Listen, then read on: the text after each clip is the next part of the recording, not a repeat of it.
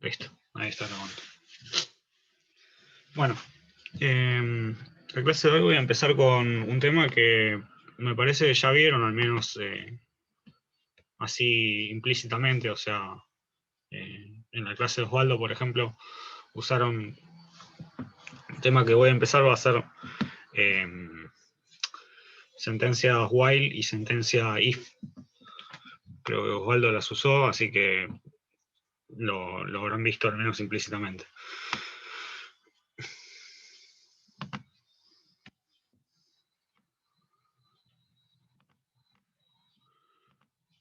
Sí, puedo compartir pantalla.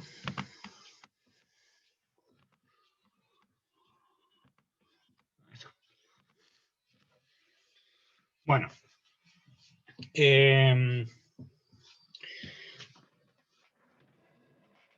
Sí, yo.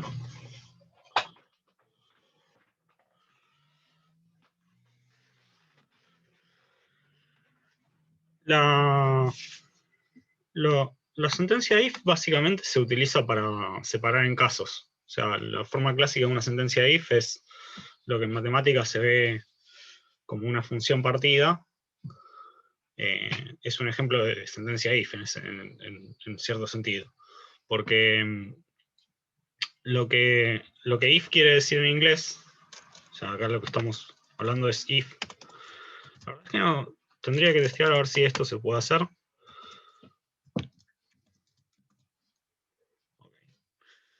Estaba viendo a ver si Python me da documentación sobre el if, pero parece que no. Básicamente la idea de la sentencia if, que se escribe así como escribí ahí, es este if de acá es un sí condicional. Es como cuando uno dice va a salir de su casa y dice si llueve agarra un paraguas. Bueno, es el mismo sí ese. O sea, si pasa tal condición, hago tal cosa. Entonces, por ejemplo, si yo dijera, no sé, le tomo una variable x y le doy un determinado valor, y acá pongo una sentencia if que dice, si x es igual a 0, imprimí el valor 5. Entonces, así como está, lo que Python haría sería fijarse el valor de la variable x, que yo le asigné el valor 0. O sea, acá en esta línea le asigné el valor 0 a la variable x. Python, cuando corre el programa, primero asigna el valor 0 a la variable x, se fija en esta línea y dice, aparece una sentencia if. Que dice if x igual a 0, esto es, si x es igual a 0, hace esto de acá. Siempre acuérdense que la indentación para Python indica qué es lo que está dentro de cada sentencia que ejecuta. O sea, en el for, se recuerdan, tiraban una sentencia for y Python ejecutaba lo que estaba identado adentro de la secuencia for. Eso lo tomaba dentro del for. Acá lo que toma dentro del if es el print 5. Cuando yo corro esto, lo que tendría que hacer Python es imprimir 5, porque al fijarse si el valor de x es 0, que este es el igual lógico, o sea, este igual era el igual para asignar valores, y este igual, que son dos iguales comunes y corrientes, es el igual para preguntar si dos cosas son iguales, digamos. Entonces, acá lo que Python tendría que hacer sería imprimir 5. Y efectivamente imprime 5. ¿Esto se entendió? Sí, sí. Genial. Ok, entonces, si ahora cambiamos el valor de x y decimos x es igual a 1, cuando Python viene a esta línea, se fija si la variable x vale 0, y como no vale 0, no debería imprimir 5. Efectivamente, cuando corro eso, no devuelve nada, no imprime nada.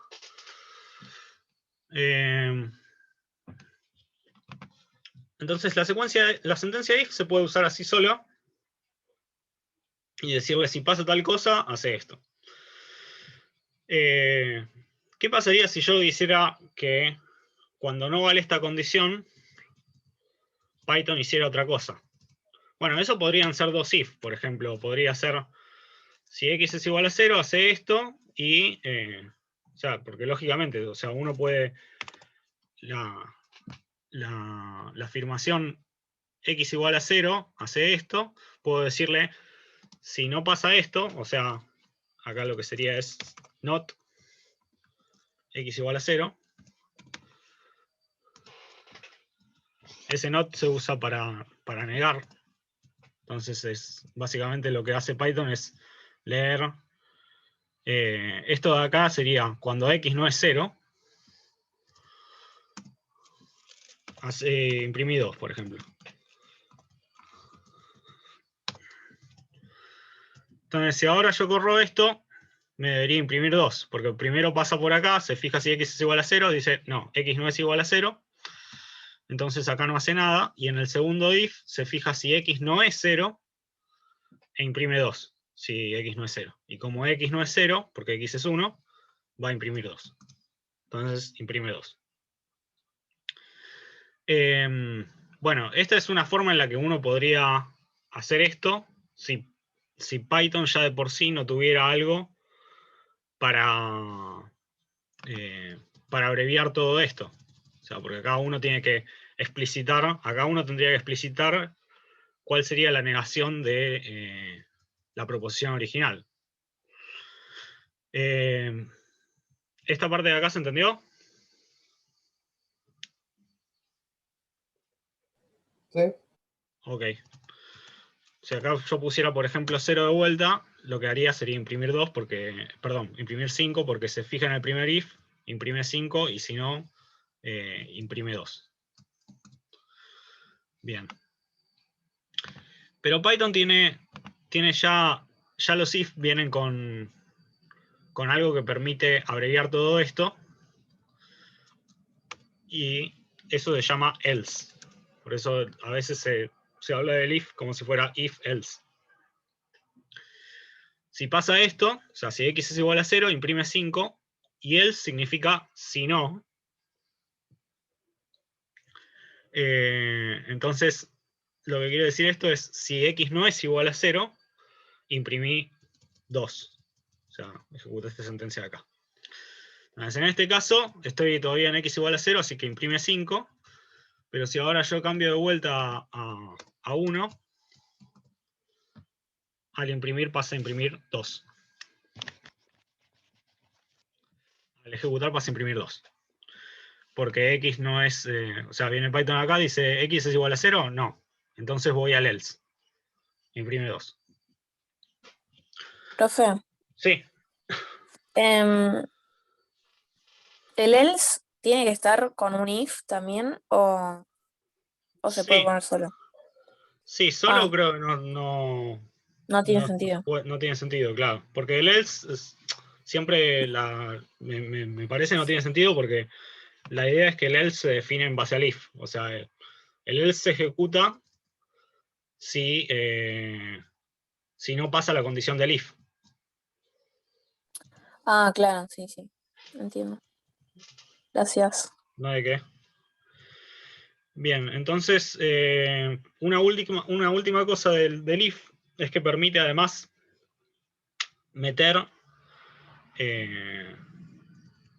algo más. O sea, si acá yo quisiera hacer, por ejemplo, si x es igual a 0, que imprima 5, si x es igual a 1, que imprima otra cosa, y si x si no pasa eso, que imprima 2. Esto lo podría hacer diciendo, bueno, si x es igual a 0, imprimí 5. Si no, fíjate si x es igual a 1, o sea, acá pondría otro if.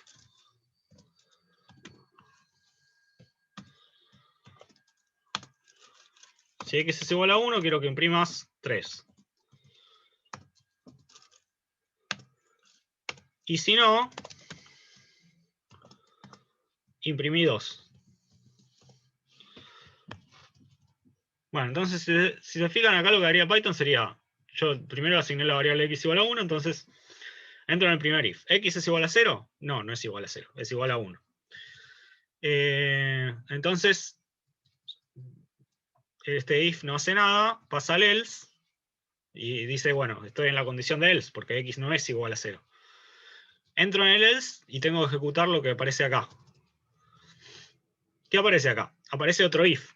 Un if que me dice, si x es igual a 1, imprimí 3. Como x es igual a 1, va a imprimir 3. Y no va a ejecutar este segundo else porque ya está ejecutando, ya entra en la condición esta del if. Entonces ahora cuando ejecuto, imprime 3. Si yo pusiera x igual a 0, pasa lo de antes, que se mete en esta condición y imprime 5. Y si yo pusiera, por ejemplo, x es igual a 2, ¿qué pasa acá? Entra en este if, dice x es igual a 0, no, no es igual a 0, entonces paso al else. Tengo que ejecutar el else, y en el else me aparece un if, x es igual a 1, no, no es igual a 1, entonces tengo que ejecutar el else correspondiente, que es este else de acá. Entonces por eso termino imprimiendo 2.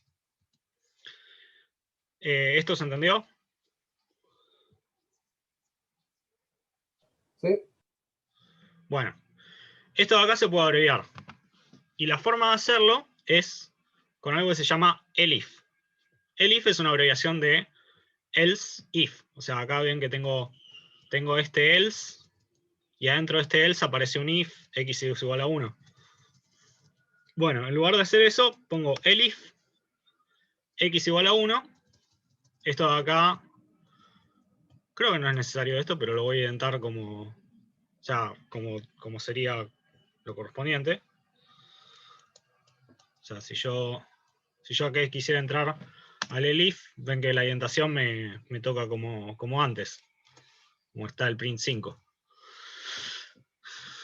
Y acá pongo directamente el else, que tiene que estar indentado como el if y como el elif. Y en el else pongo print 2. Entonces, esto hace lo mismo que hice recién, solamente que me ahorro espacio, porque no tengo que poner un else y adentro del else un if, sino que directamente tiro el if y este else de acá. Y no tengo que ir indentando y corriendo todos los comandos hacia la derecha, digamos.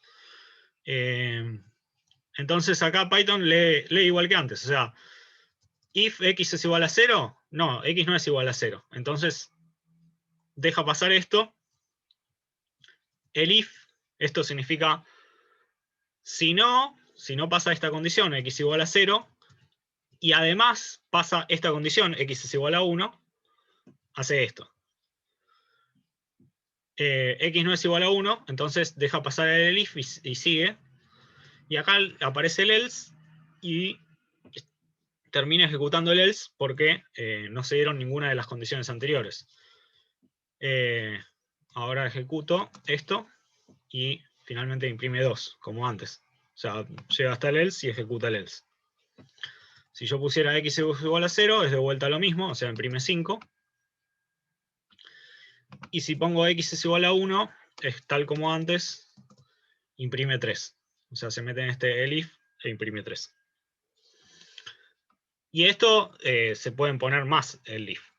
¿Esto se entendió? Sí, sí. Ok. Acá para ejemplificar, si yo pongo otra línea más que dice el if x es igual a 2, quiero que imprimas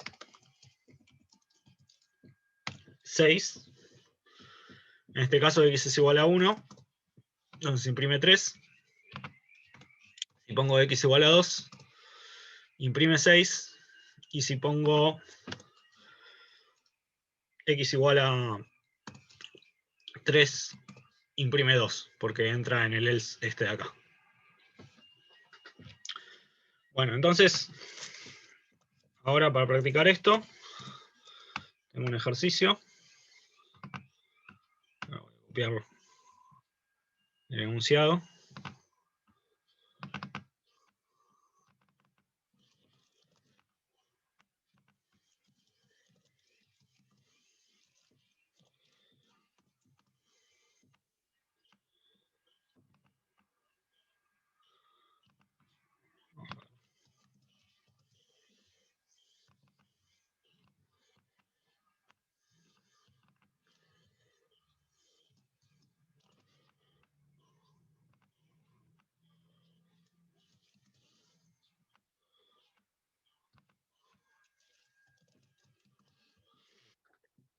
Quiero graficar esa función en Python.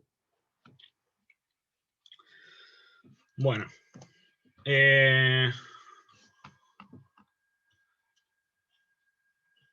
Entonces ahora lo que hago es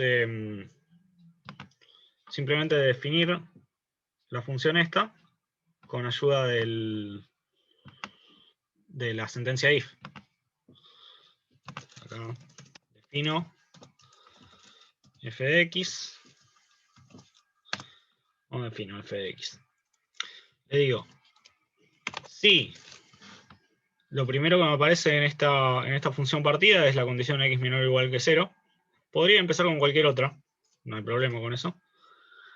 Pero voy a hacerlo en orden, o sea, primero x menor o igual que 0. Si x es menor o igual que 0, acá simplemente estoy copiando lo mismo que aparece, quiero que, acá voy a asignar una variable res que se llama, o sea, va a ser una variable que me va a devolver el resultado de la función,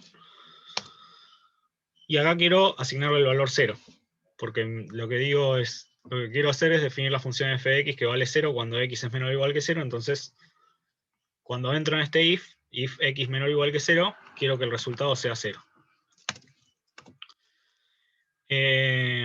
Ahora, para agregar la segunda condición, lo que puedo hacer es, como no es una función partida que está separada en dos casos, entonces o es el primer caso o no es el primer caso,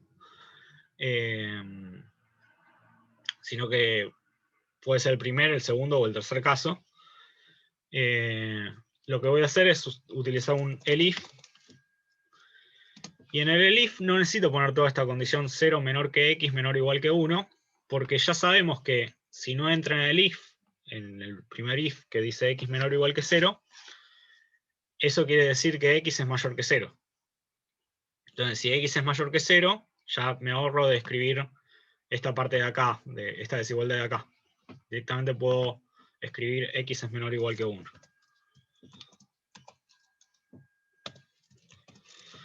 Entonces el if x menor o igual que 1, quiero que el resultado sea x al cuadrado. Y ahora, si no pasa ninguna de estas dos, caigo en esta de acá, que es que x sea mayor que 1. Y en ese caso, o sea, utilizo un else para escribir esto de acá. En ese caso, lo que quiero es que el resultado sea 1. Bien. Ya pasé por la sentencia de if, ahora solamente me queda, o sea, siempre que uno define una función, tiene que terminar con un return.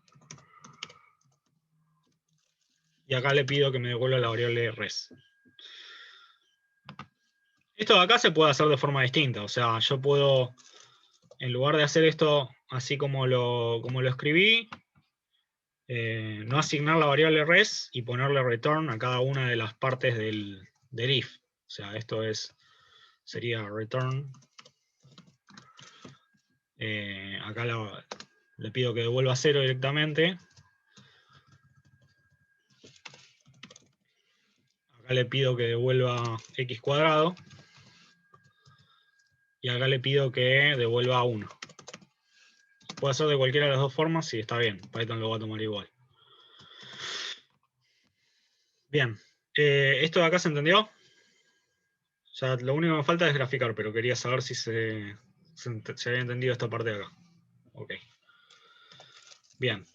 Ahora para graficar, tengo que meter el paquete este, matplotlib.pyplot.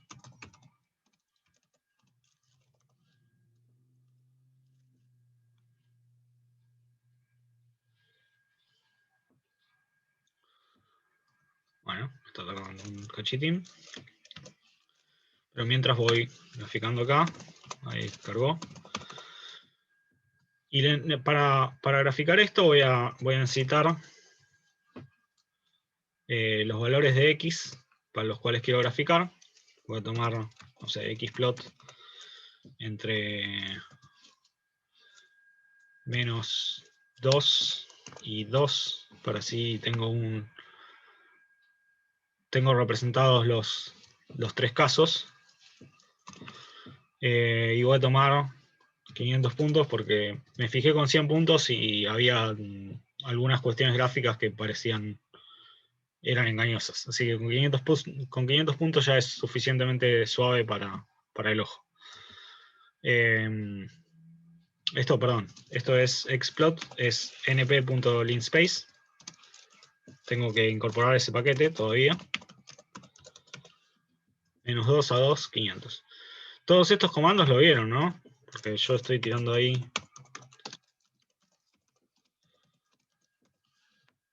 Calculo que sí, porque se suele usar para graficar este tipo de cosas. Genial.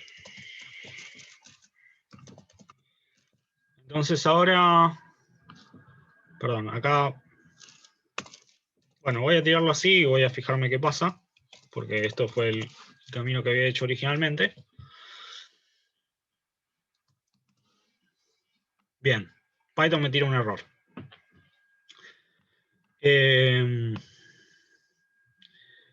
Lo que me indica acá el error es, dice, el valor de verdad de un array con más de un elemento es ambiguo. Y lo que me indica es la línea 2 que dice x menor o igual que 0 en la definición de f de x. Bueno, si se fijan en f de x, en la línea 2, está acá, x menor o igual que 0. El error anterior me lo tira en la línea 3 de plt.plot, xplot, f de xplot. Entonces lo que tengo que entender es que a Python no le gusta que yo esté evaluando en xplot.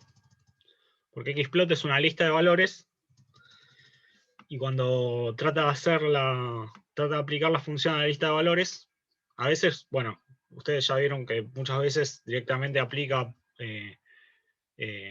elemento a elemento, pero en este caso lo que está tratando de hacer es agarrar xplot y fijarse si es menor o igual que 0. Entonces, lo que me está preguntando es cómo yo agarro una lista y me fijo si es menor o igual que 0, porque no es un valor solo, sino que es una lista de valores. Entonces, acá en lugar de f de xplot voy a poner iplot y voy a armarme la lista manualmente de los valores correspondientes a xplot. ¿Se entendió ese error?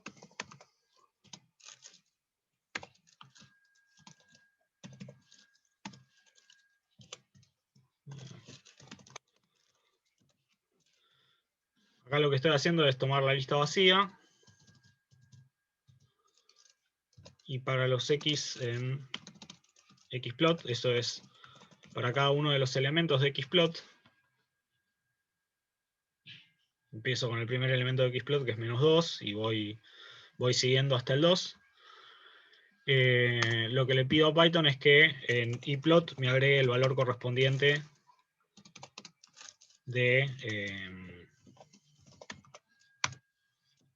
f evaluado en esa x.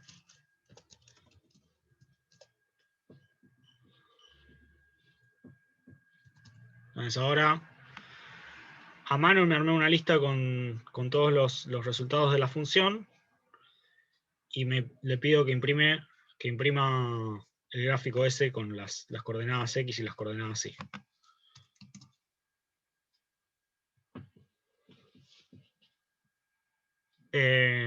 No sé si querían preguntar de esto. Yo no entendí eso de la lista que te armaste al final, tipo de cuando salió error.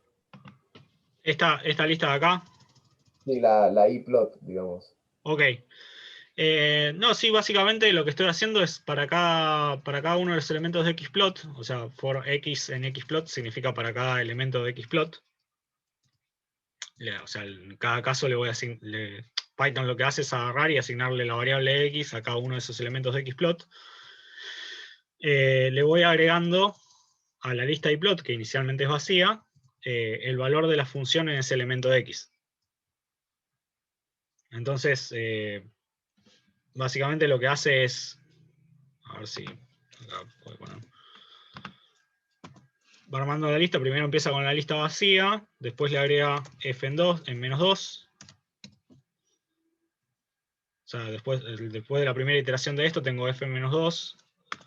Después de la segunda iteración de esto tengo f en -2 punto ¿cuánto sería? 500, o sea, esto sería menos 1.8, que creo que es el siguiente punto de Xplot. De hecho, tengo para imprimir Xplot, así que puedo ver cuáles son los valores de Xplot.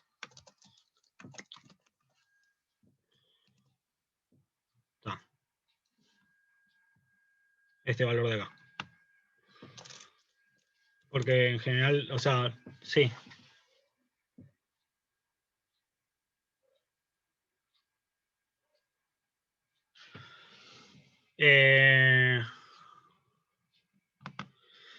Si acá ponen eso de array 0,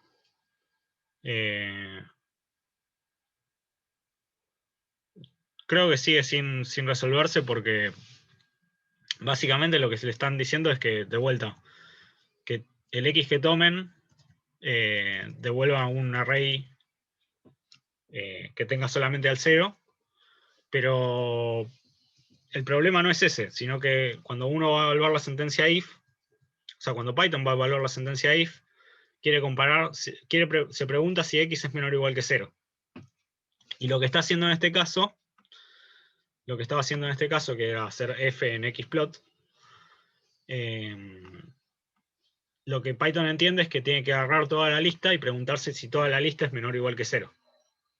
Entonces, quizás una forma de resolverlo sería decir que x tiene que ser float. Lo que pasa es que para eso tendría que explicar algo más.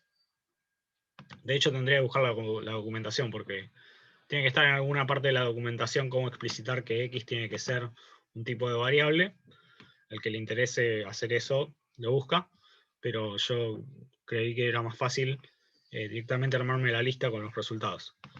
Y la lista con los resultados se puede armar así. Otra forma de armar esto,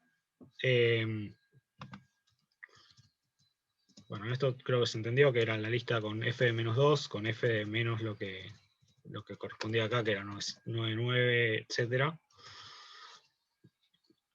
Y así todo hasta f de 2. Otra forma de armar esta lista es tomar, acá en lugar de poner ahí plot,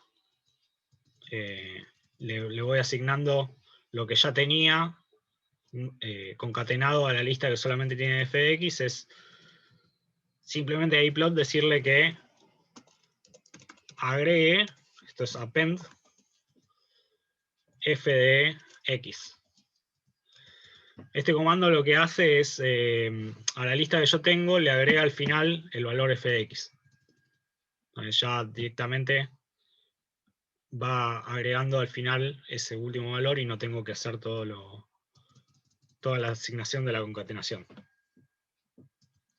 Esto va lo mismo, si se fijan. Ahí me volvió el mismo gráfico que tenía. Bien. No sé si querían preguntar algo más de esto.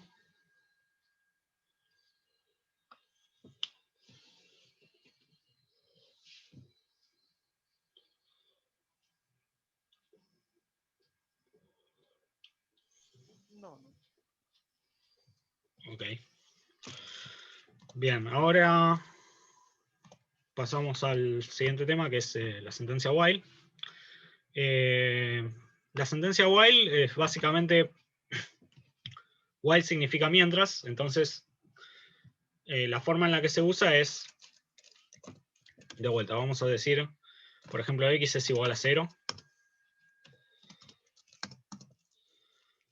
Y ahora mientras, le voy a dar una condición, mientras x sea menor que 5, por ejemplo, yo le pido que agregue 1. Entonces, si se fijan acá, lo que hace Python es primero asignar x igual a 0. Se fijan en la sentencia esta while, dice mientras x es menor que 5, agrega 1. O sea, mientras x es menor que 5, ejecuta lo que está dentro del while, que es a x agregarle 1. Entonces, si yo ejecuto esto, y después le pido, por ejemplo, que imprima el valor de x, me imprime 5. ¿Por qué? Porque yo empiezo en 0, acá me dice, Python se fija si 0 es menor que 5, sí, 0 es menor que 5. Entonces, a x le asigno 0 más 1, que es 1. Una vez que completó lo que está dentro del while, vuelve de vuelta al while. O sea, vuelve de vuelta a la sentencia de while. Es como cuando pasaba con el for, que leía for i en range. Entonces, cuando completaba un valor de i para el for, volvía a ejecutar el for. Acá de vuelta lo mismo. O sea, completa lo que está dentro del while y vuelve a leer el while.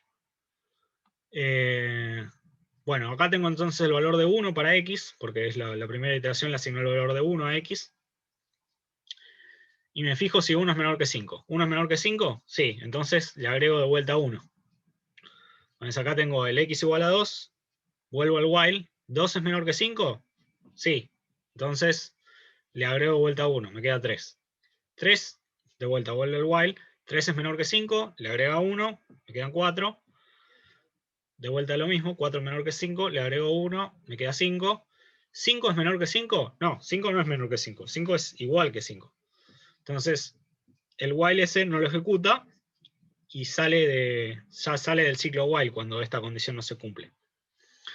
Y ahí, cuando yo le pido que imprima, ya la variable x le había asignado un valor de 5 en la última iteración del while, entonces cuando imprime 5. ¿Esto se entendió?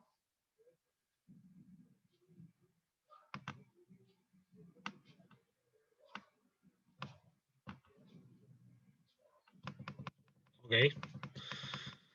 Bien, entonces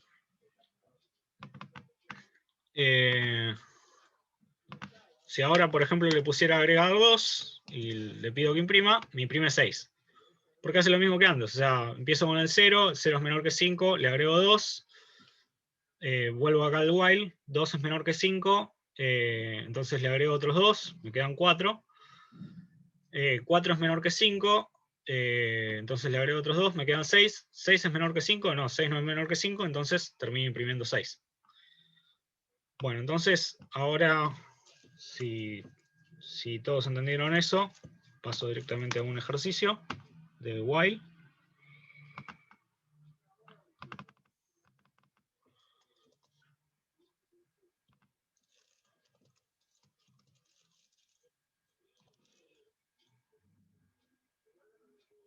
Bien, allá el menor número natural n, tal que n al cubo menos 562 n al cuadrado más 88.791 n menos 486, no, perdón, 4.865.346 sea mayor que 0.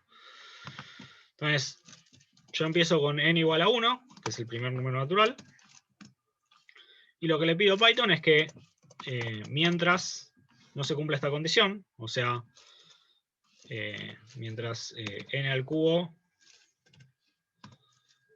menos 526 por n al cuadrado más 88791 por n menos 4865.346 sea menor que o igual que 0, o sea que no se cumple esta condición.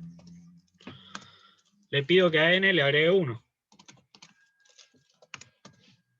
Porque ahora lo que agarro es, me fijo si 1 cumple, si 1 no cumple, le agrego 1, me quedo con 2, me fijo si 2 cumple, etcétera, hasta que efectivamente no se cumpla esta condición, o sea que n al cubo menos 526n al cuadrado más 88.791n menos 4.865.346 sea mayor que 0.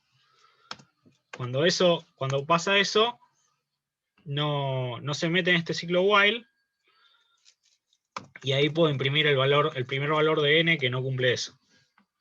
Entonces ahora cuando le pido que imprima esto, me devuelve 244. Que es el primer valor de n que no cumple eso. Todos los valores de n antes de este, para todos los valores anteriores valía que esto de acá es menor o igual que 0, o sea que no valía esta condición de acá.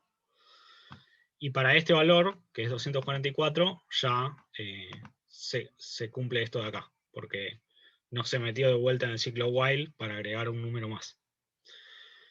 ¿Se entendió esto?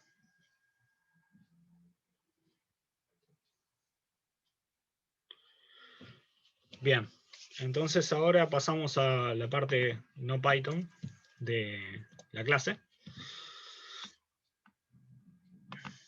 A ver. Dame un segundo.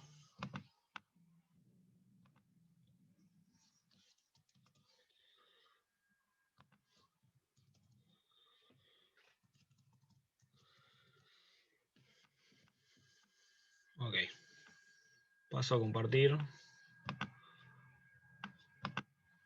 otra ventana que tenía abierta.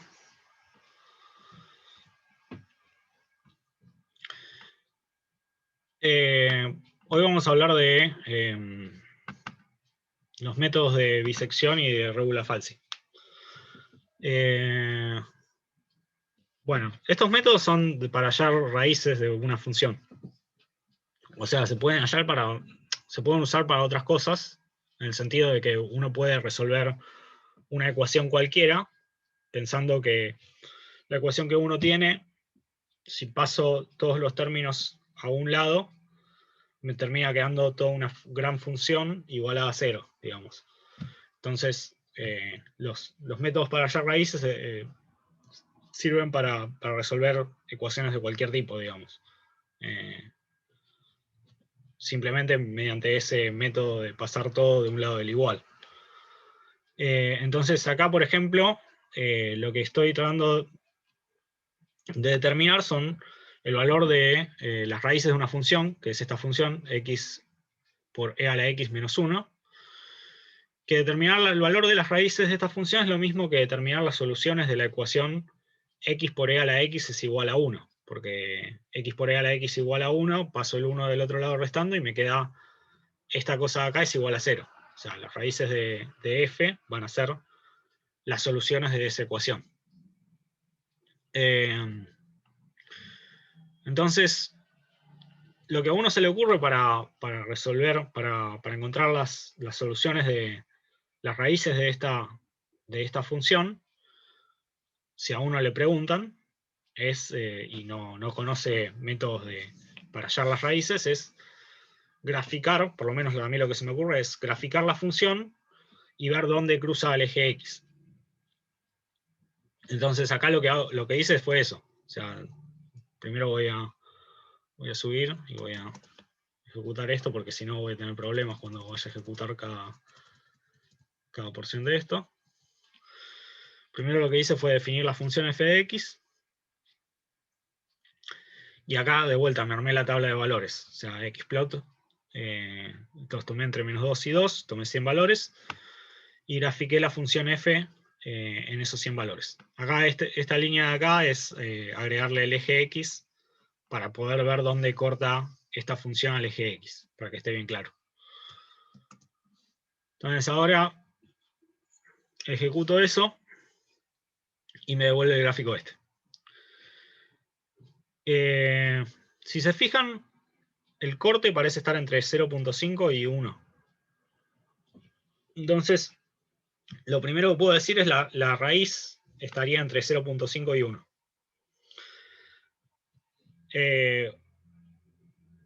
Bueno, que yo diga la raíz está entre 0.5 y 1 no me dice mucho, porque o sea, el error ahí es de 0.5. La longitud del intervalo es 0.5, así que el error de tomar 0.5 como raíz, bueno, va a ser un poco menos, porque hacia la vista se ve que esto no está del lado de 0.5, pero si tomo un punto cualquiera entre 0.5 y 1,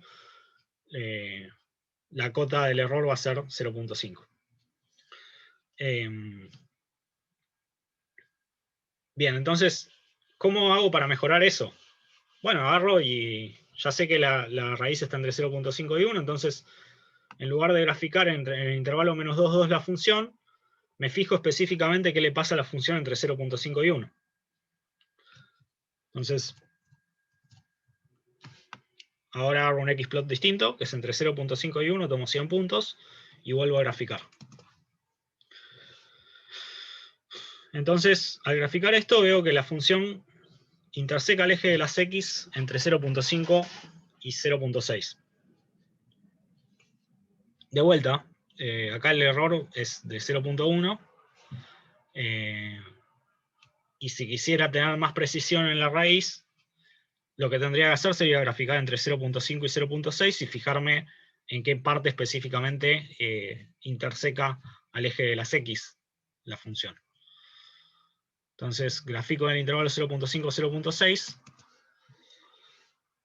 y veo que corta entre 0.56 y 0.58. O sea que ahora el error que tengo de la raíz es 0.02, la cota del error.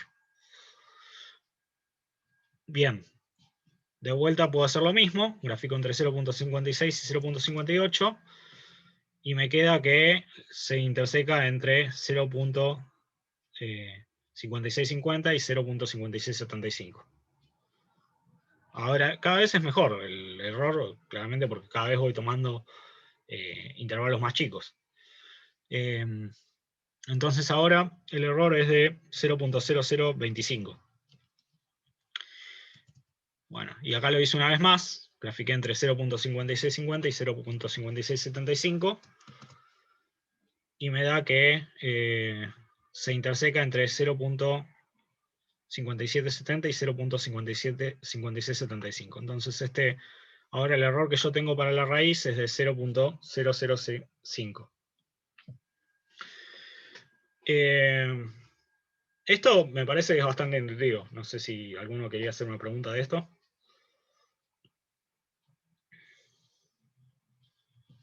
Bueno. Entonces, ahora el método de disección es básicamente hacer esto mismo, solo que en lugar de tomar 100 puntos, voy a tomar los extremos del intervalo y el valor y el punto medio del intervalo. Y me fijo cuál es el signo de la función en cada uno de esos puntos. Y en base a eso voy tomando el siguiente intervalo para fijarme, digamos, dónde corta la función al eje de las x.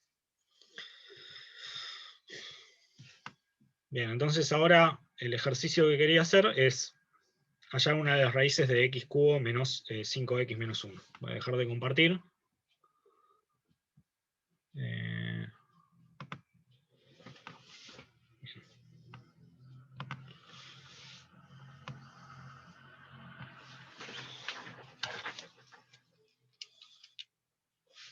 Ahora copio el enunciado.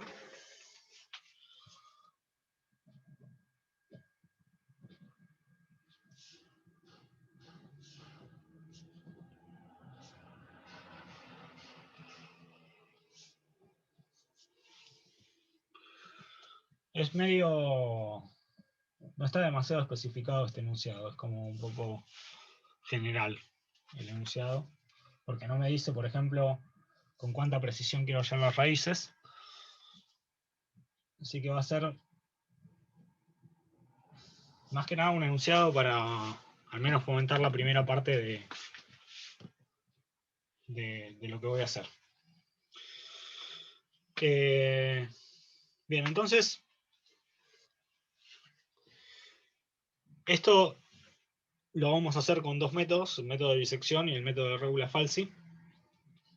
Pero la primera parte de ambos métodos es igual para los dos, por eso empiezo con este enunciado y hago la primera parte igual para los dos. Ahora voy a abrir el chat por las dudas.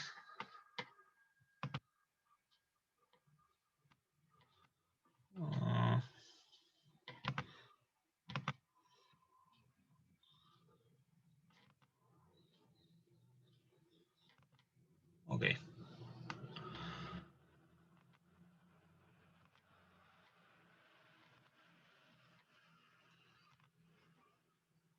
Segundo.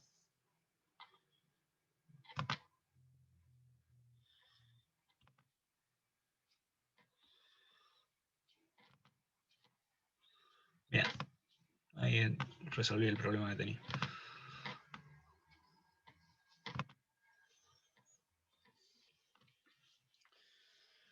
La primera parte consiste en encontrar. Primero necesito encontrar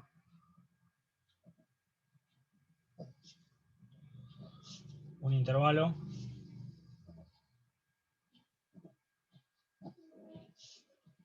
AB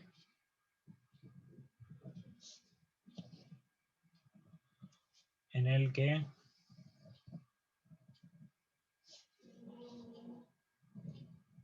haya una raíz. Perdón, vamos a poner en el que haya un cambio de signo, digamos. A ver. Vamos a sacar esto. En el que F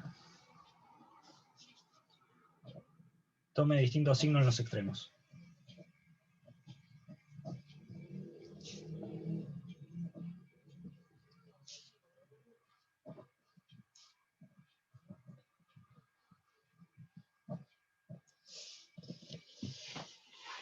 Esto se suele abreviar con la condición que f de A por f de B sea menor que 0.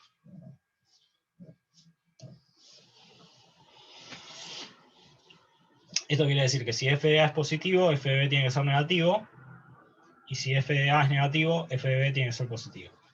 Si alguno de los extremos es 0, ya sé dónde está la raíz, porque f en ese extremo es raíz directamente. Bien, entonces, uno de los temas con este tipo de métodos es que si una raíz es doble, por ejemplo en x cuadrado tiene una raíz doble en x igual a 0. Entonces, si yo tomo un intervalo alrededor del 0, cualquiera sea, en los extremos f va a ser positivo. Entonces no me va a servir aplicar estos métodos, porque para aplicar estos métodos necesito que f de A y f de B tengan distintos signos, lo cual no pasa en el caso de x cuadrado. Entonces acá lo que se puede hacer cuando uno quiere encontrar raíces dobles es simplemente derivar la función. En este caso va a ser 2x. Las raíces dobles tienen la particularidad de que también son raíces de la derivada, entonces el problema pasa a ser hallar la raíz de la derivada. O si uno quiere encontrar una raíz y en general cuando uno no puede encontrar intervalos de esta forma, puede sospechar de que se trata de una raíz doble y ponerse a analizar las raíces de la derivada, digamos. Bien. Y a esta derivada sí le puedo aplicar un método de este estilo, porque si yo tomo un intervalo alrededor de 0, por ejemplo, menos 1, 1, en ese intervalo hay cambio de signo, porque f' en menos 1 es menos 2, y f' en 1 es 2. Bueno, volviendo al ejercicio que teníamos, f de x es x al cubo menos 5x menos 1, y quiero hallar un intervalo AB en el que f tome distintos signos en los extremos. Cualquier cosa que no hayan entendido, me preguntan. Me interrumpen cuando quieren. A mí me quedó, perdón, me Sí. quedó una duda con respecto de cómo sabes que una raíz es doble. O sea, cómo sabes que en la derivada va a ser la misma raíz. Ahí es claro, porque se ve que es 0, pero en Sí, a otras funciones. priori no sabes. O sea, quizás si vos, por eso digo, si vos sospechás que la raíz es doble, tenés que ponerte a analizar las raíces de f'. Pero debe ser porque no puedes encontrar un intervalo que tenga cambio de signo. Entonces sabés que es doble la raíz. Si en general vos preguntás, querés encontrar, por ejemplo, todas las raíces de una función y no sabés en qué intervalos están las raíces, digamos, entonces en ese caso vas a directamente tener que analizar la derivada y ver a ver si se simplifica la expresión. Pero no, en general no hay una forma de determinar cuáles son las raíces de una función y cuál es la multiplicidad de las raíces de una función. Así que es más algo que se hace caso por caso, digamos. Hay que analizar qué es lo que pasa y si la derivada se simplifica o no. Hay algunos ejercicios de la guía, por ejemplo, en los que la derivada no se simplifica. En general creo que no necesitan hacer esto. Simplemente con fijarse cómo es el gráfico de la función. Bueno, los ejercicios de la guía no están pensados para que tengan las raíces muy distantes del cero, por ejemplo.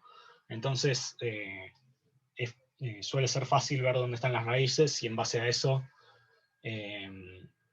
determinar cuál es el intervalo que tienen que usar. Pero, como dije, no hay un método general para saber dónde están las raíces de una función, digamos. En el caso de los polinomios, sí, porque o sea, los polinomios cada vez que uno lo deriva, se simplifica la expresión porque baja el grado del polinomio. Entonces, si uno deriva suficientes veces, le queda una cuadrática. Las raíces de una cuadrática saben dónde están. Y en base a las raíces de esa cuadrática puede hallar las raíces del paso anterior, o sea, de la función del polinomio derivado menos de una vez, o sea, de la cúbica. O sea, si yo acá derivara, encuentro las raíces de la cuadrática, y las raíces de la cuadrática, analizando la función original en las raíces de la cuadrática, sé dónde mirar para encontrar las raíces de la función original. ¿Sí?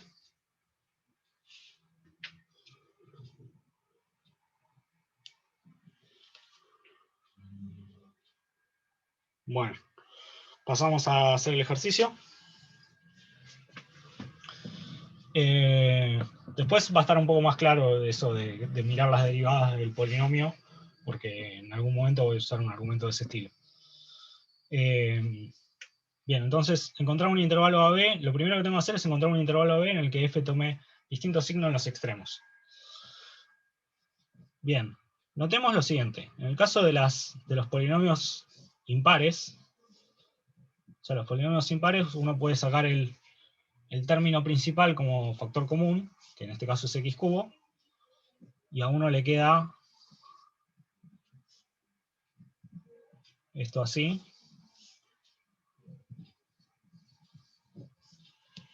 Le queda así factorizado f de x.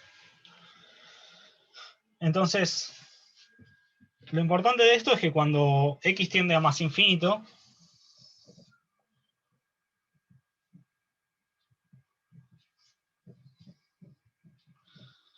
¿qué va a pasar?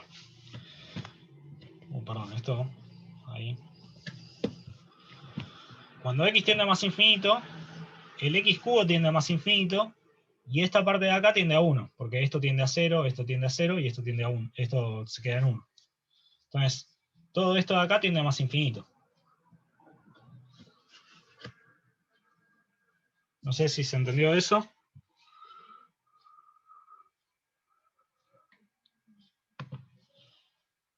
Genial.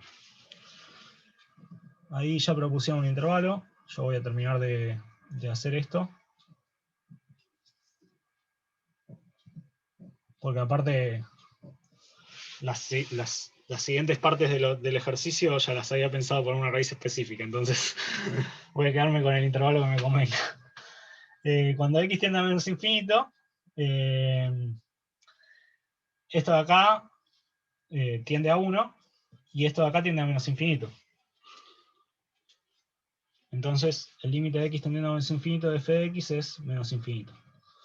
Entonces vemos que efectivamente f de x tiene que tener una raíz. Eso pasa con todos los polinomios impares. O sea, los polinomios impares tienen que tener una raíz por este mismo argumento de acá. Polinomios pares no necesitan tener una raíz. Por ejemplo, x cuadrado más 1 no tiene raíz real, digamos. Y todos estos métodos son para hallar raíces reales. Por lo menos los métodos de la clase de hoy son para hallar raíces reales. Bien, entonces vemos que cuando x tiende a menos infinito, f de x tiende a menos infinito, acá hay un cambio de signo. Ahora tengo que encontrar un intervalo cerrado entre dos números, tal que se dé este cambio de signo. Ok, ahora lo vuelvo a pasar para acá. Bueno, ahí medio que se ocultó, pero bueno, ¿se acuerdan de que f de x es más infinito y f, o si no lo pongo acá? Okay. A ver si... Bueno, entonces, a ver si puedo correr más esto. Bueno, no mejoró demasiado, pero algo es algo. Entonces ahora lo que hago es, por ejemplo, evaluar f de 0. F de 0 es menos 1. En general, bueno, f de 0 es fácil de evaluar porque es simplemente el término este de acá. Y esto es menor que 0. Entonces, ¿qué sé? Que en 0 más infinito tiene una raíz.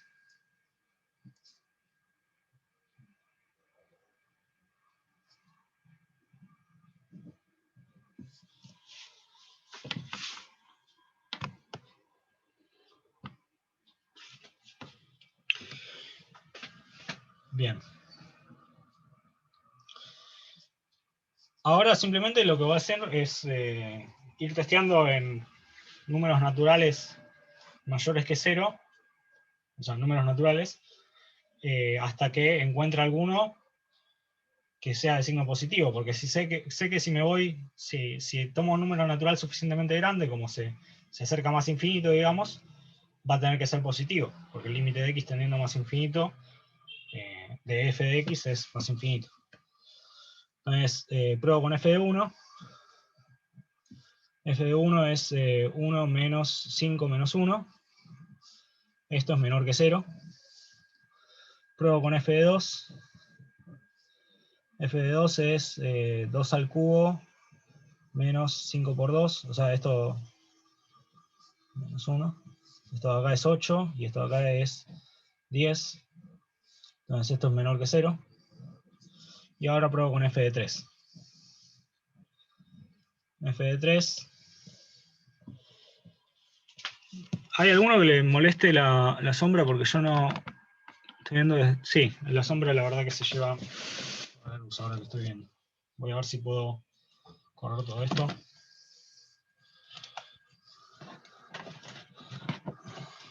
Denme un segundo porque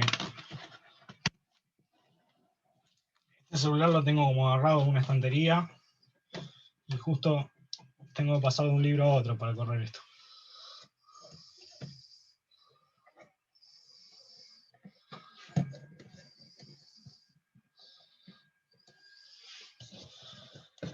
Bien, ahí creo que estamos.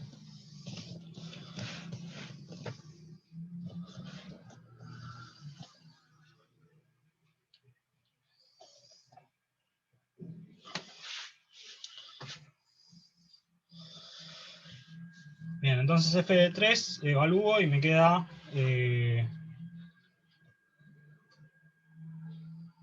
3 al cubo menos 5 por 3, menos 1. Y esto de acá es 27 menos 27 y esto de acá es 15. Entonces esto es mayor que 0. Y entonces lo que veo es que hay un cambio de signo entre 2 y 3. Acá el intervalo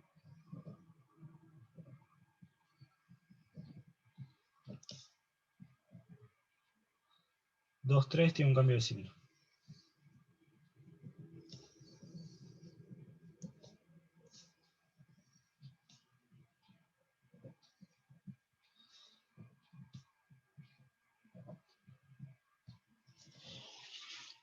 Creo que voy a pasar a la luz artificial. Sí. Sí, voy a directamente volver para atrás y voy a pasar a la luz artificial. Dame un segundo.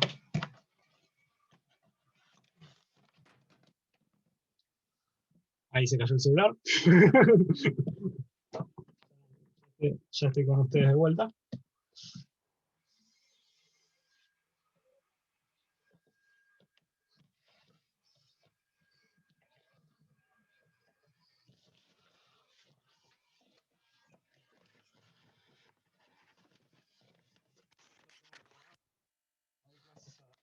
sea, las consultas a la tarde, ya mi turno sabe que yo a veces empleo artificial para a las 7 tener luz.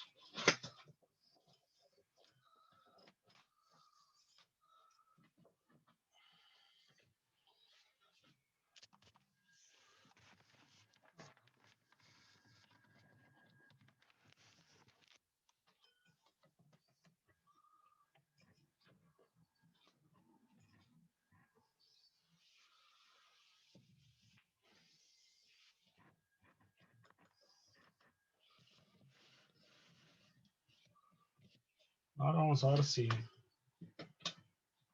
al final aumentar la cortina era lo mejor. Intuitivo, eso.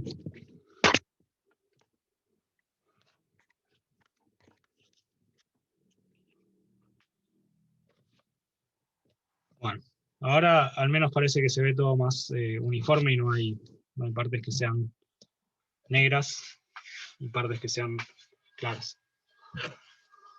Genial. Bien, entonces el intervalo 2,3 tiene un cambio de signo. Un segundo. Ahí está. Entonces tomo el intervalo 2,3.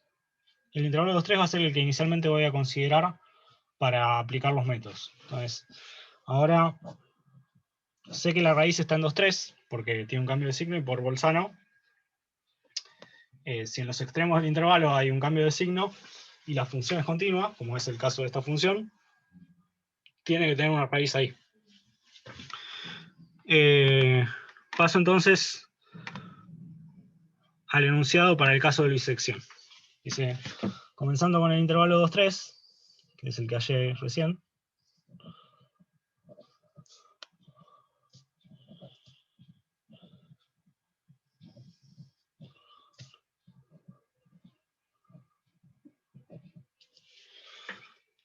hacer 3 iteraciones del método de bisección.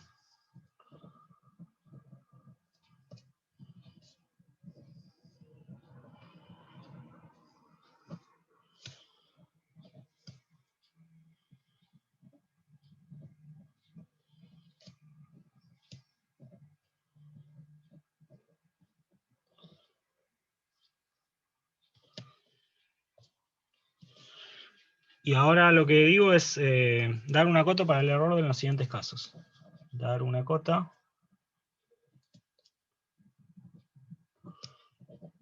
para el error en los siguientes casos.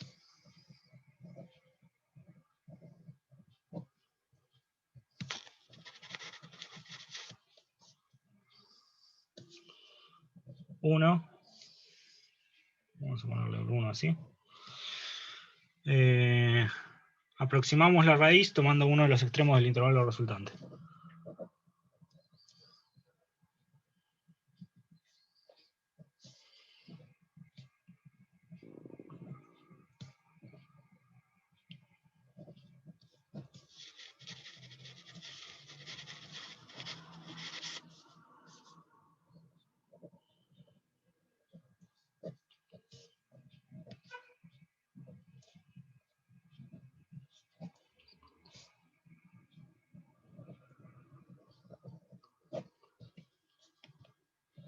Dos, aproximamos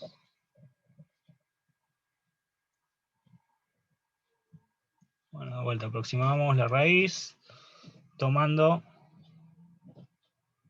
el punto medio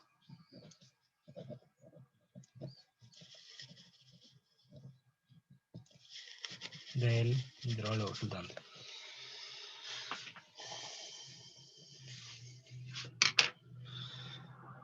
Bueno, denme un segundo que me saco el buzo.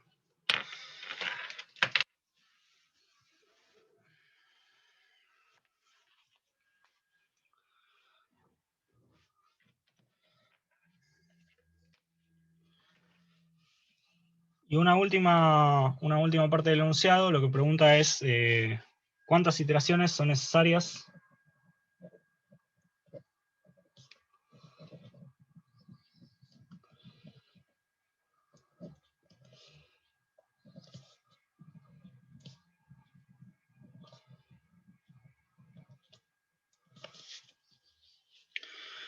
para que el error en el primer caso sea menor que 10 a la menos 10.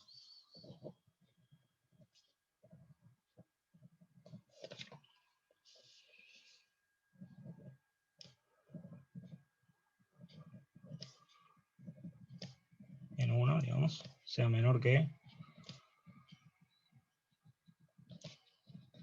10 a la menos 10.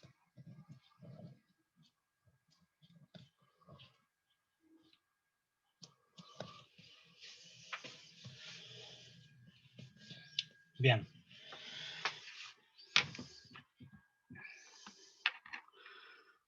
Entonces ahora pasamos a resolver esto.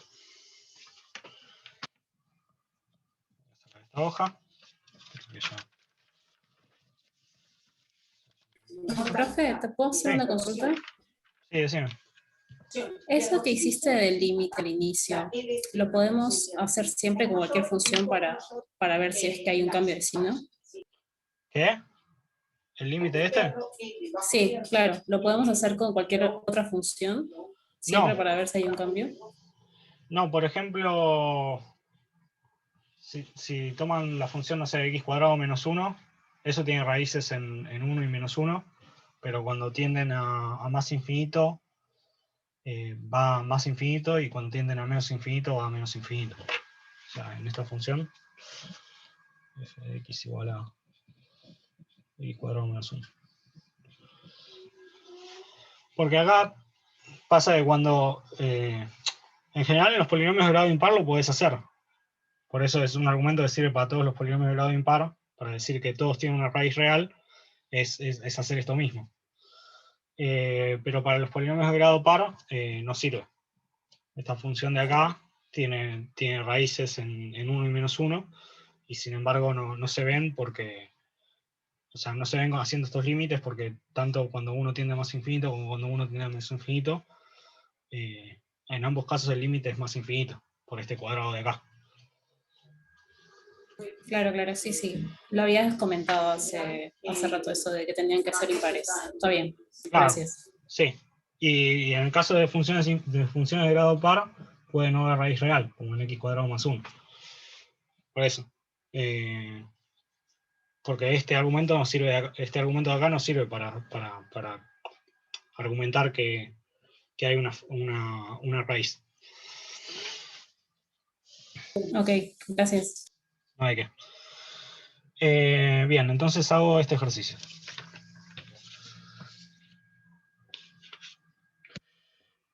Bien. Tengo que hacer 3 iteraciones del método de bisección. Ahora voy a hacer una recta, que es la recta de los reales. Voy a poner acá al 3 y acá al 2. Entonces, un esquema para que se entienda lo que estoy haciendo.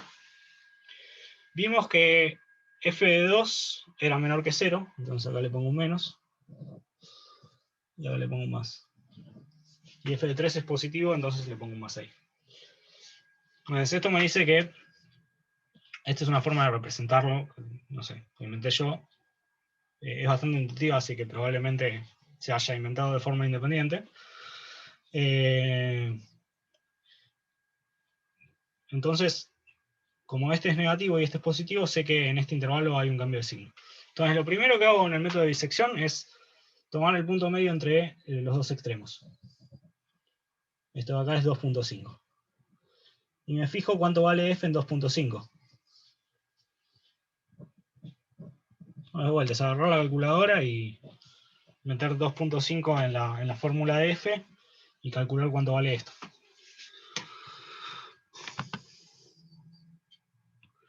Bien, en 2.5 pueden pasar varias cosas. Puede ser, si es 0, ya sé dónde está la raíz. O sea, si esto es 0, sé que la raíz está en 2.5. Si es positivo, me tengo que quedar con este intervalo, porque acá me queda más y acá me queda menos, y tengo que mantener el cambio de signo. Y si es negativo, me tengo que quedar con este intervalo para mantener el cambio de signo.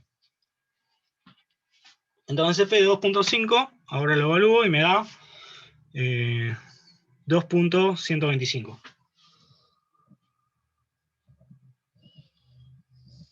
Esto es mayor que 0.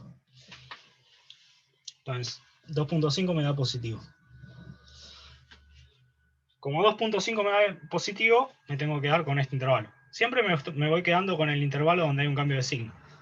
Y en este gráfico de acá, lo que me va quedando son signos más y signos menos de un lado y del otro, y entre los signos más y los signos menos está el intervalo que tengo que agarrar, digamos.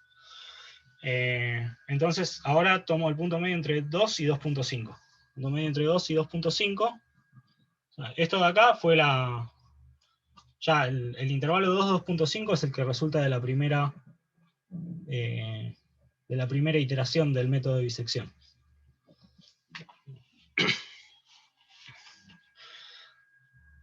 Tomo el punto medio entre 2 y 2.5, esto es 2.25. Y ahora evalúo f en 2.25.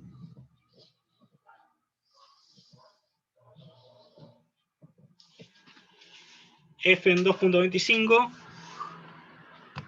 De vuelta, es agarrar la calculadora y fijarme cuánto da. Esto me da menos 0.859735. 89 y sigue. Esto es menor que 0. Entonces acá, esto me queda negativo. Y la segunda iteración del método de bisección me da entonces el intervalo 2.25, 2.5.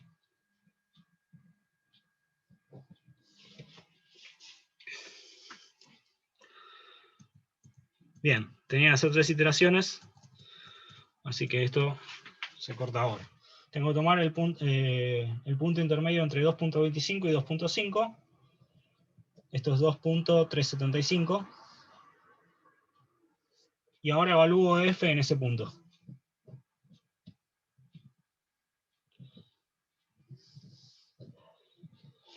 F en 2.375 es 0.52 y sigue. Esto es mayor que 0. Entonces esto es positivo. Lo que quiere decir que esta iteración me devolvió el intervalo 2.25, 2.375. Este es el intervalo que resulta con la tercera iteración. Yo había partido del intervalo 2, 3, entonces después de la primera iteración tengo este intervalo, después de la segunda tengo este, y después de la tercera tengo este. Entonces sé que la raíz, sé que este intervalo tiene que tener una raíz. Y si se fijan, es como decía antes, o sea, yo partí del extremo izquierdo tengo un menos, el extremo derecho tengo más, o sea, el extremo izquierdo es negativo y el extremo izquierdo es positivo, y en los puntos que voy tomando me van apareciendo signos más y signos menos. Todos los menos están del lado izquierdo, todos los más están del lado derecho, y acá en el medio, entre menos y más, es el intervalo que estoy considerando, digamos. O sea, después del último menos y antes del primer más del lado derecho. ¿Eso se entendió?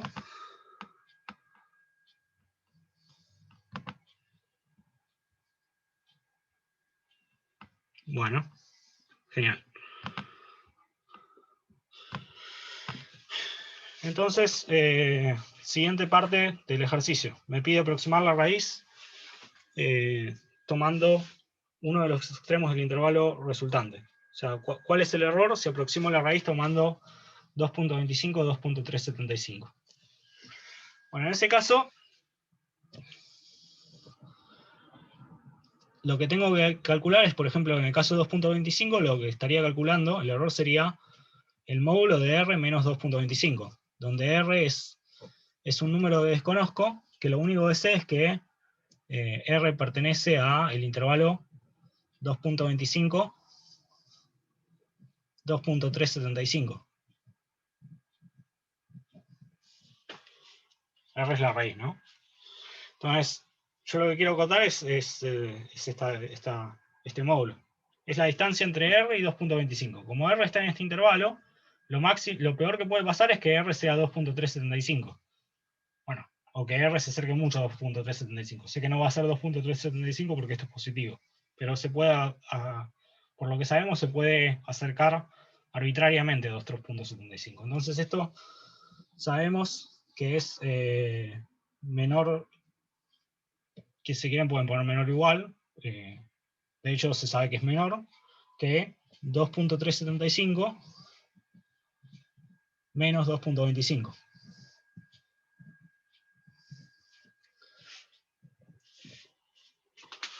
sea, R está en este intervalo, lo peor que puede pasar es que se acerque mucho a este extremo, entonces la distancia entre R y 2,25, lo máximo que puede crecer es la diferencia entre estos dos, 2,375 y 2,25.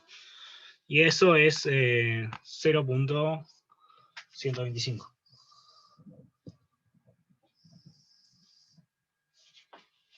¿Sí?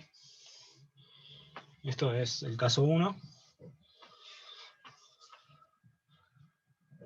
Lo otro que puede pasar, o sea, el otro extremo que puedo tomar es 2,375. Pero ahí el argumento es al revés. Porque si yo tomo el extremo de 2,375 para aproximar la raíz, lo peor que puede pasar es que la raíz se acerque mucho a 2,25. Entonces, esto de acá, la cota va a estar dada de vuelta por lo mismo, 2,375 menos 2,25.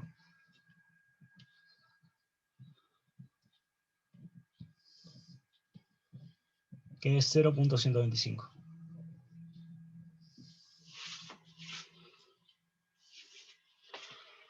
¿Hasta acá se entendió?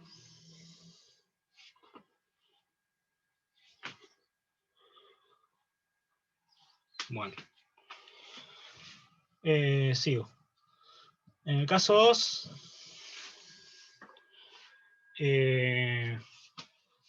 me pedían aproximar el error tomando el punto medio del intervalo. Entonces, ahora el error va a ser R menos el punto medio de este intervalo. El intervalo 2,25 a 2,375. Eso es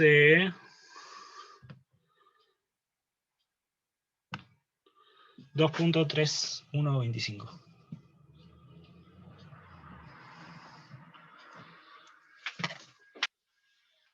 Esto de acá es 2,3125.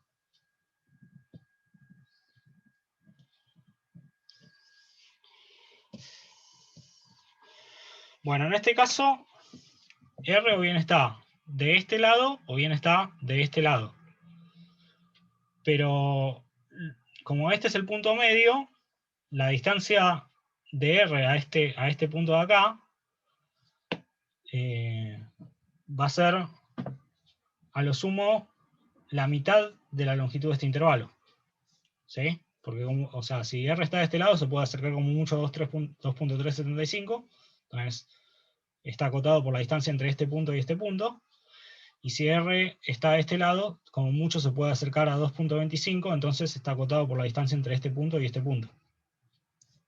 Entonces, estas dos distancias son iguales y son la mitad de todo el intervalo, entonces como mucho puede ser 2,375 menos 2,25 dividido 2. Y esto es 0,0625. Entonces, aproximando con el punto medio del intervalo, logramos partir a la mitad de la cota. No entendí el comentario de 16,333, pero bueno, sería esto de acá. Bien. Disculpame, Nahuel, me quedó una duda en un principio, ¿cómo llegaste al 2 y al 3? Al 2 y al 3 llegué antes, o sea, lo que quería hacer era encontrar un cambio de signo.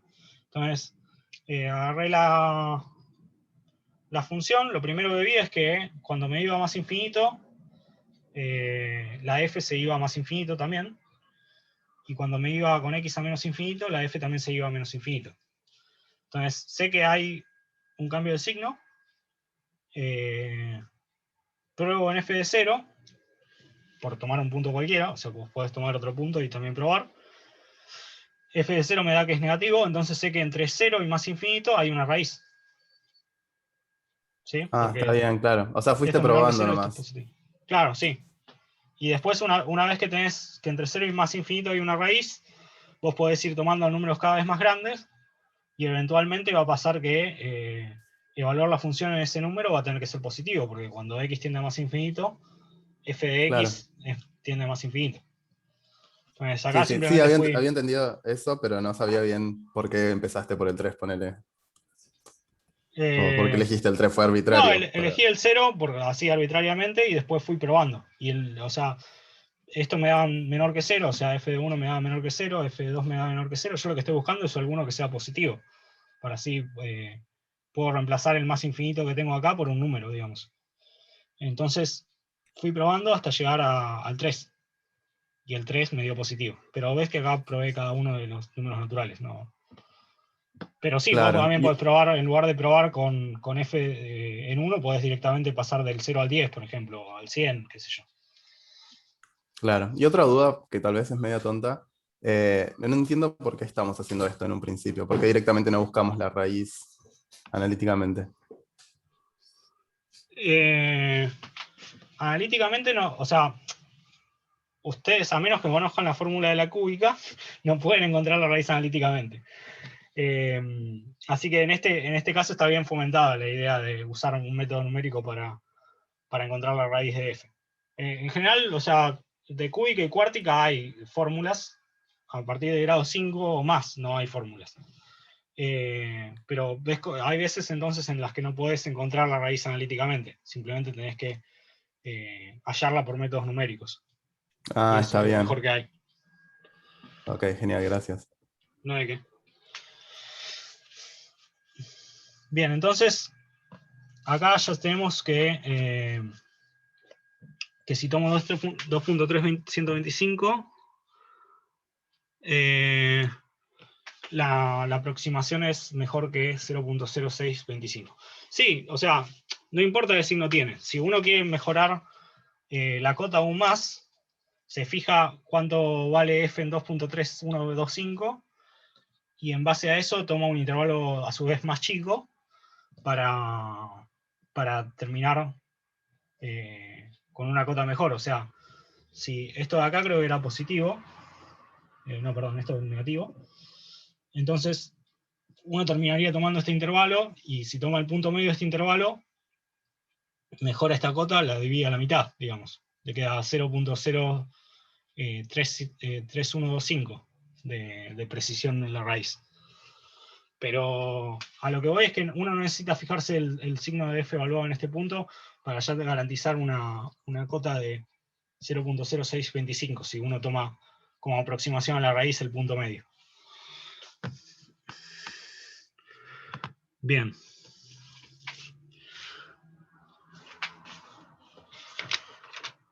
Ahora, ¿cuántas iteraciones son necesarias para que el error en 1 sea menor que 10 a la menos 10? Bueno, básicamente con esto que hice, con las cuentas que hice acá, uno puede darse cuenta que la cota del error, o sea, si uno toma, a ver cómo lo escribí,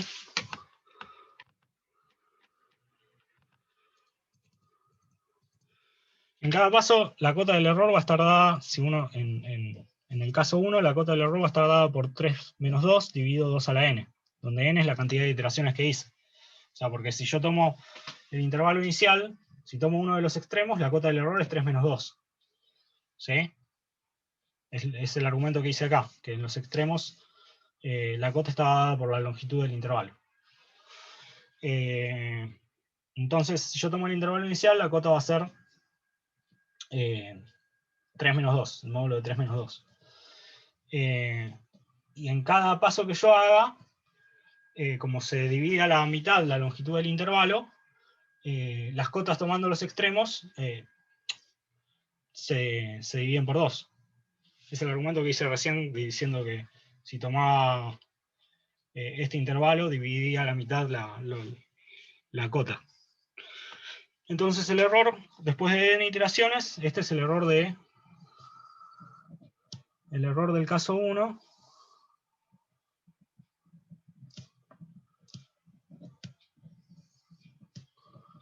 después de n iteraciones.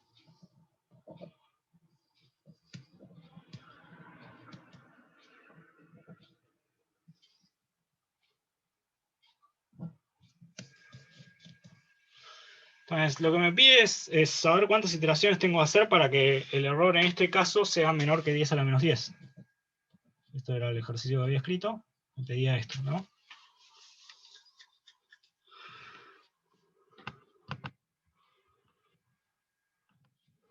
Y bueno, entonces lo que hago es plantear eso que está ahí y despejar n.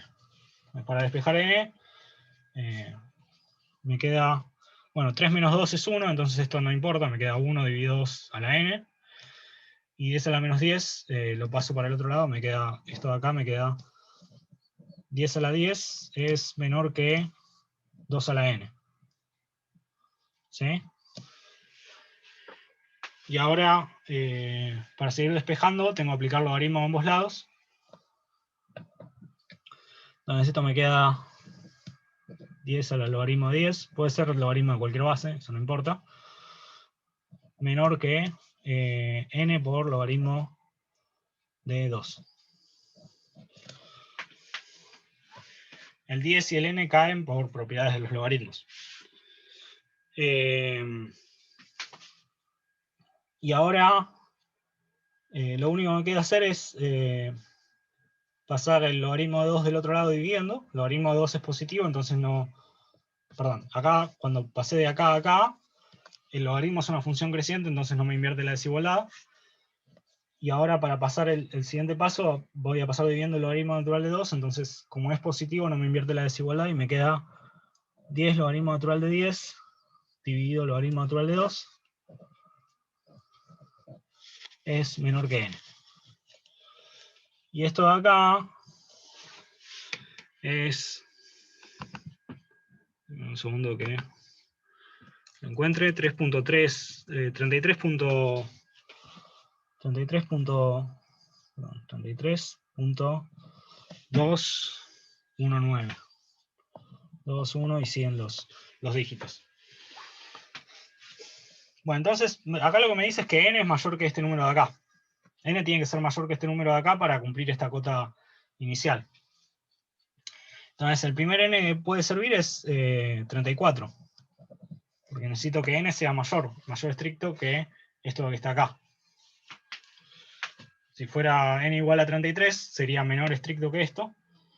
Pero con n igual a 34, tengo que n es mayor estricto. Entonces, 34 iteraciones para cumplir lo pedido.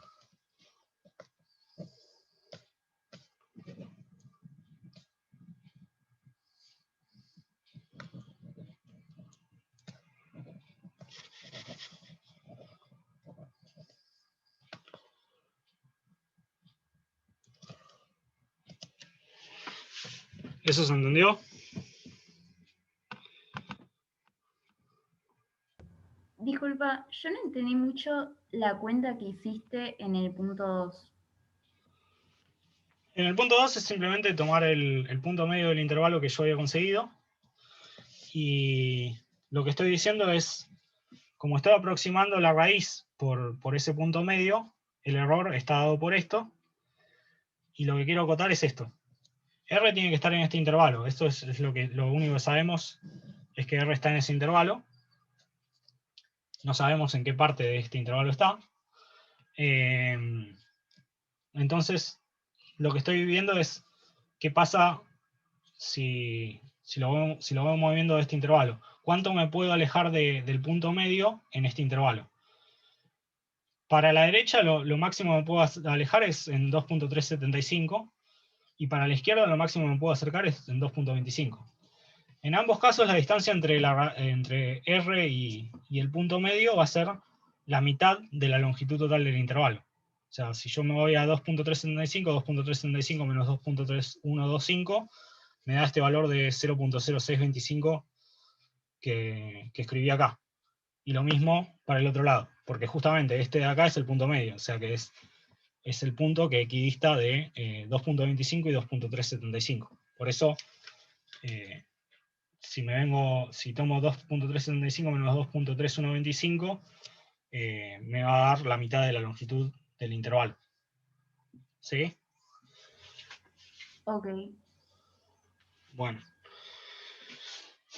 Y ahora medio que voy a pasar a compartir porque ahora no tiene mucho sentido seguir escribiendo. Vas a compartir el notebook.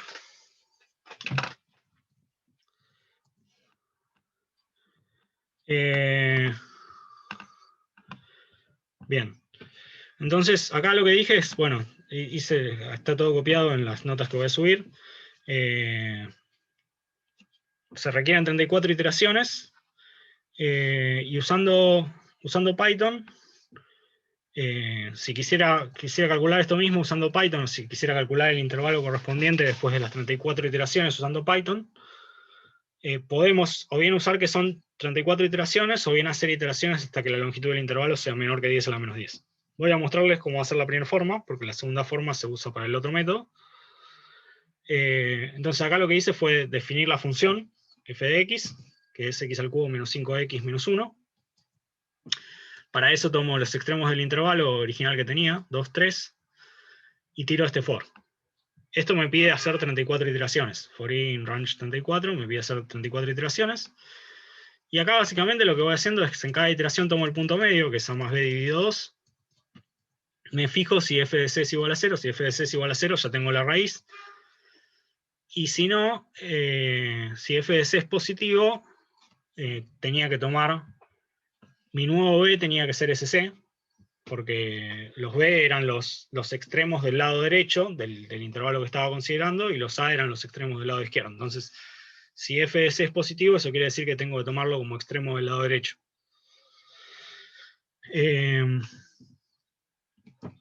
Y si no, tengo que tomar a c como extremo del lado izquierdo. Entonces le pido que haga esas iteraciones hasta hacer las 34 iteraciones y después que me imprima el intervalo. Este break de acá es un comando que lo que hace es, cuando uno está en un for o en un while, y tira el comando break, acá estoy dentro de un if, pero bueno, el if está dentro de un for. Entonces, lo que hace el comando break es fijarse en el for o en el while más inmediato en el que está, y dejar de hacer esas iteraciones. Entonces, cuando f de c es igual a 0, deja de hacer las iteraciones de este for. Y pasa directamente a terminar terminar lo que estaba ejecutando de ese for. O sea, ya no ejecuta más iteraciones del for y pasa a lo que está después del for. Bueno, entonces ahí lo corrí y simplemente... Perdón, acá es algo que está mal. Ahí está. Lo corrí y simplemente me dio este intervalo 2.3, etcétera, 2.3, etcétera. Y acá abajo simplemente lo que hice fue chequear que efectivamente en este intervalo anterior que me había calculado, la precisión, la longitud del intervalo, que es la cota del error, es esta de acá, que no es menor que 10 a la menos 10. Pero en la siguiente, o sea, en esta que imprime al final, que es el último intervalo que calcula, me da una cota del error menor que 10 a la menos 10. ¿Esto se entendió?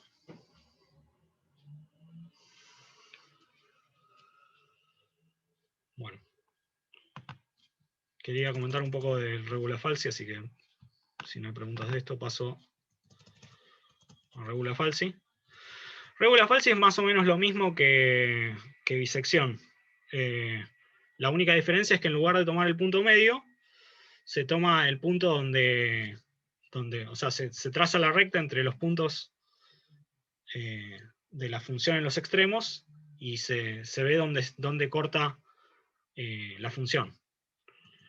Bueno, acá hice de vuelta con la función f de x a la x menos 1, tomé el intervalo menos 2, 2, y me puse a hacer regula falsi con eso. Bueno, acá tenía la graficada la función f de x es x por e a la x menos 1. Y lo que hice fue unir los extremos del intervalo menos 2, 2, que es el que estoy empezando a utilizar para regula falsi, y ver dónde corta la recta. La recta corta en este punto de acá. Entonces, calculo dónde corta la recta.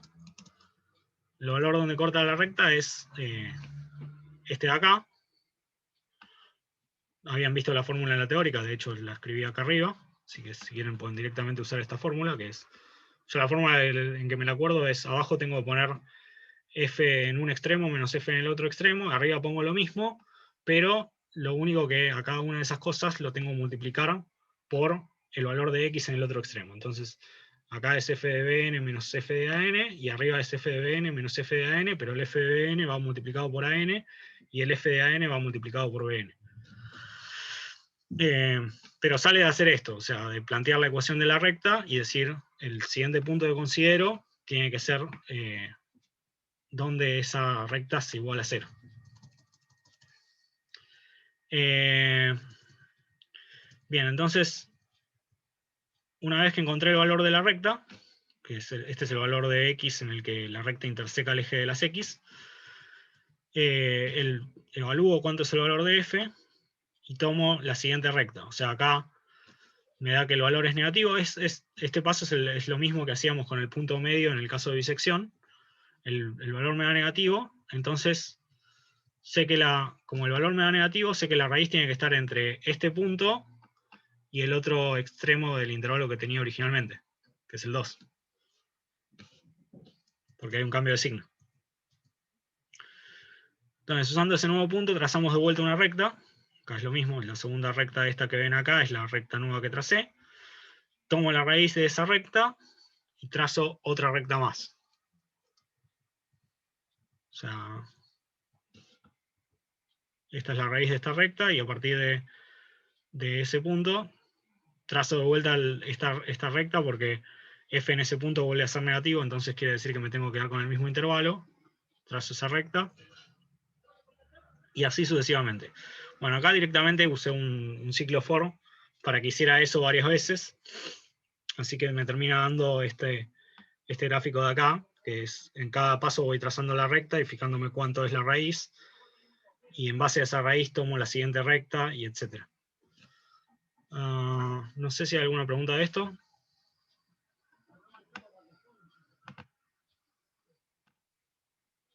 No sé dónde está el chat.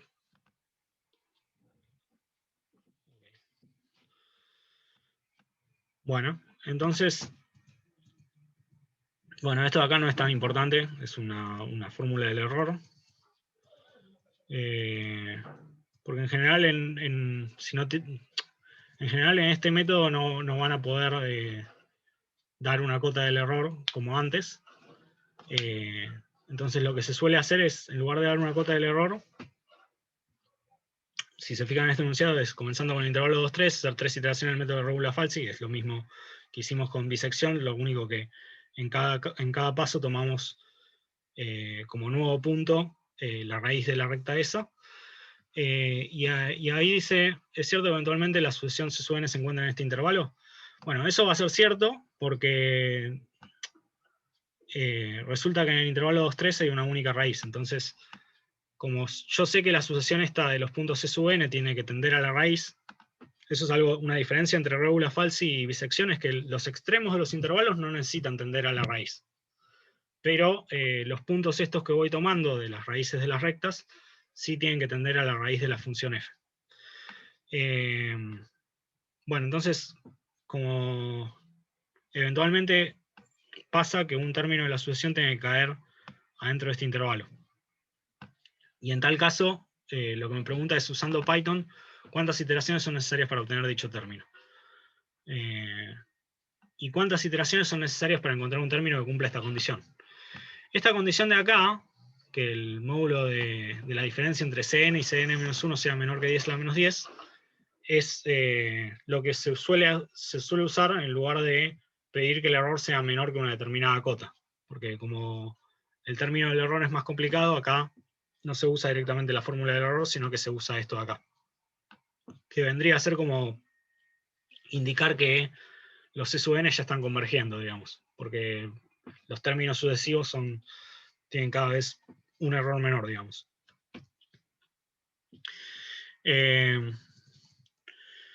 Entonces acá simplemente para preguntarle a Python cuántas iteraciones son necesarias, modifiqué el código anterior y me dio que en 19 iteraciones ya encontraba la cota. Si se acuerdan, en el ejercicio anterior necesité hacer 34 iteraciones, para llegar al intervalo ese dado por la bisección.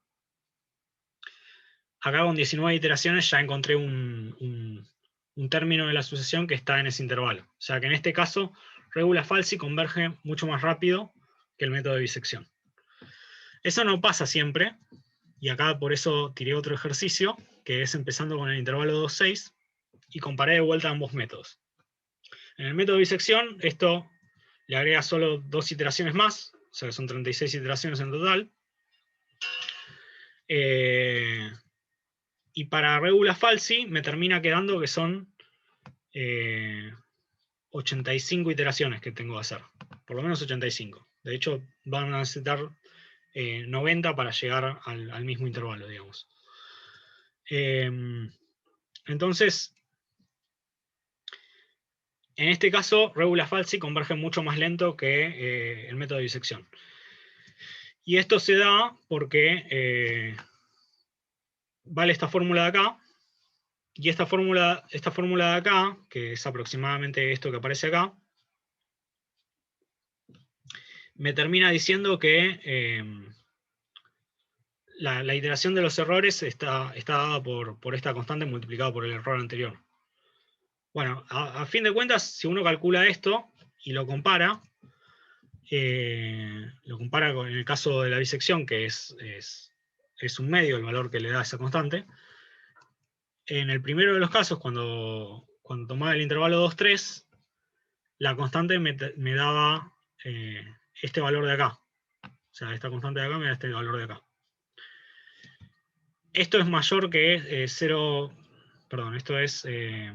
perdón, cuando tomaba el intervalo 2,3, la constante esta me da este valor de acá. Este valor de acá es menor que 0,5, y eso me termina diciendo que la convergencia del método de regula falsi en el primer caso es más rápida que el del método de disección, y en el segundo caso, como es mayor que 0,5, me termina diciendo que el método de disección es más rápido que regula falsi. Entonces, lo que tienen que sacar de acá es que no siempre va a ser que regula falsi sea más rápido que disección o viceversa. Me disculpo por haberme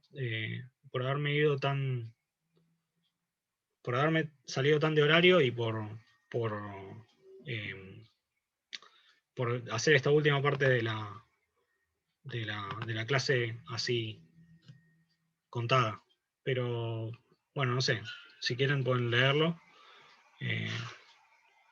Ya corto acá la clase.